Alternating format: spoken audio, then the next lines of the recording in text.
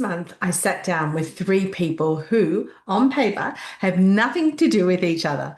Don Tilley, who spent his career moving between clubs, gaming, and charity, and now runs community grants for Gotcha for Life.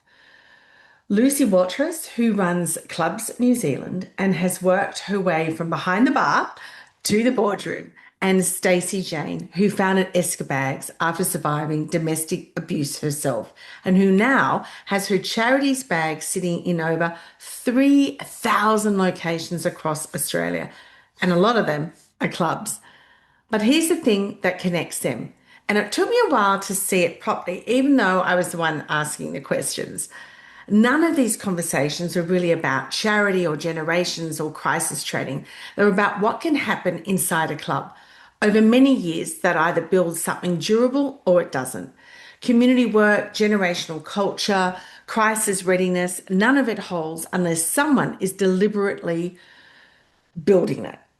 It doesn't just happen because you're in a nice venue with good intentions. So that's what I want to unpack today, starting with Don and a number that surprised even him. If you listen to my conversation with Don, you'll remember the number.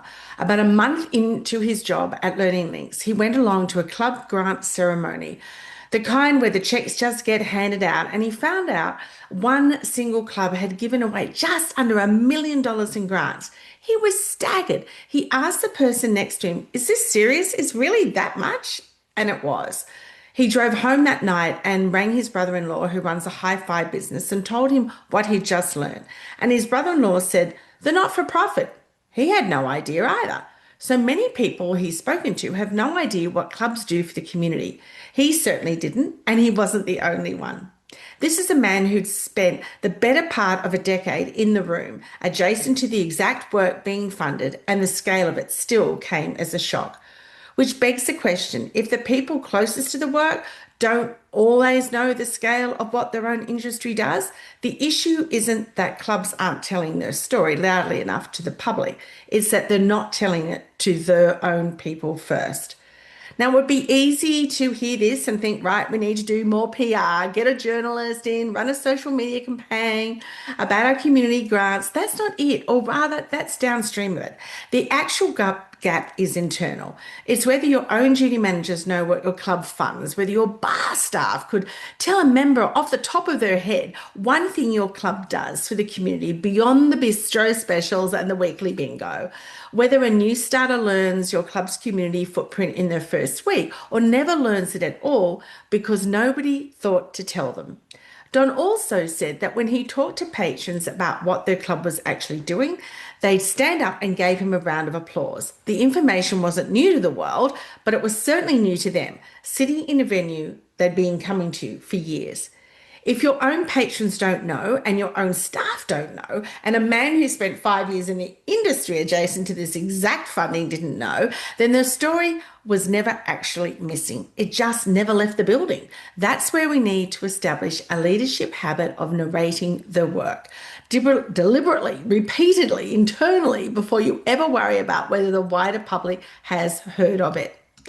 Now to the conversation that's given me the most to think about this month, and that's this one with Lucy from Clubs New Zealand.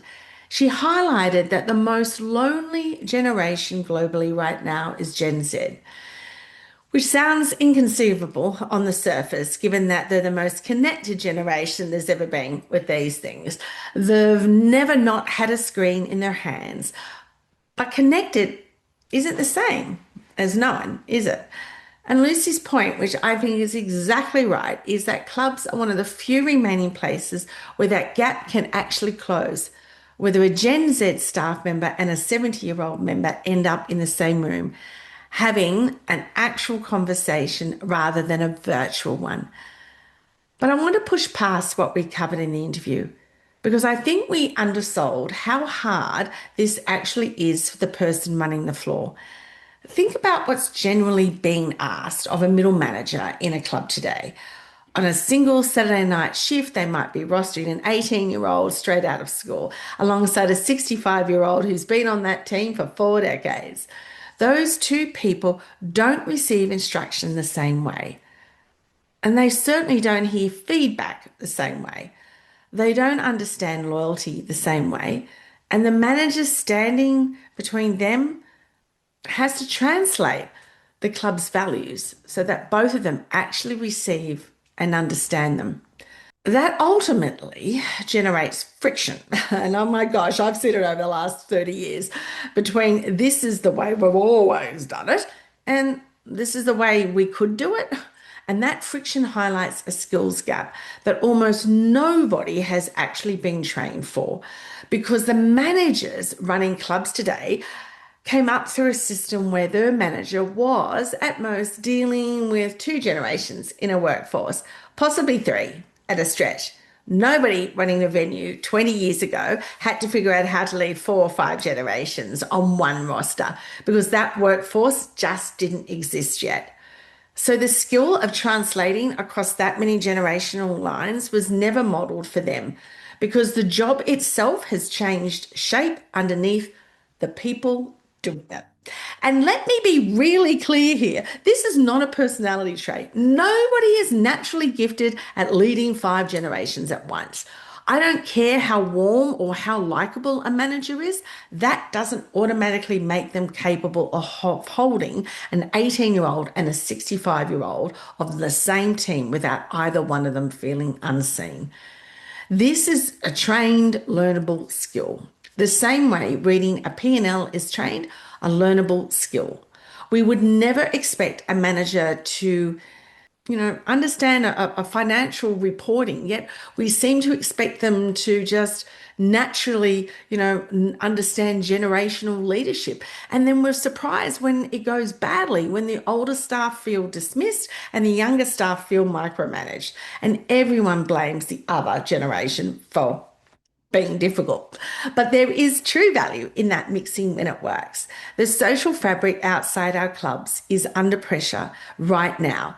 And clubs are one of the last remaining places where that fabric gets rebuilt face to face rather than on screen. Now, none of that happens automatically. Just because different ages are physically present in the same building, it happens because someone in the middle is actively building the conditions for it. But that someone is mostly improvising because nobody ever sat them down and taught them how. And it's one of the more urgent gaps in hospitality right now because the workforce isn't going to get less generationally diverse from here. It's only going to get more so. Now, I want to just talk about personal experience I had. Growing up, I went to a bush school. It was one classroom with 10 kids when I first started, mostly made up of like two families and a couple of oddities like me that were there by ourselves. And at the end, when I left, there were a whole 33 of us. Now, I didn't know any different. So having Mr. Buttram, our teacher, stand out the front, he involved all of us. So you can think I was 4 years and 9 months, and then you had those in year six that were 12, possibly even 13. They looked so grown up to me when I was so tiny. But that man, that teacher could captivate us all. He ensured that each of us was learning as an individual, as that year group, but also as a whole community. Now, as I said, I didn't know any different until I got to high school and was shocked that you had multiple classrooms to go to and these multiple teachers that I didn't see anybody else apart from my own age, my own year cohort. But when I discussed that with friends and family and associates, and even my husband was asking me the other day, how did he do it? When I reflect now on the workplace, this intergenerational, Mr. Buttram and other teachers like him, and there were like female teachers as well that worked in bush communities and regional areas, non-city areas. They had adapted their style of teaching to be able to handle multiple generations.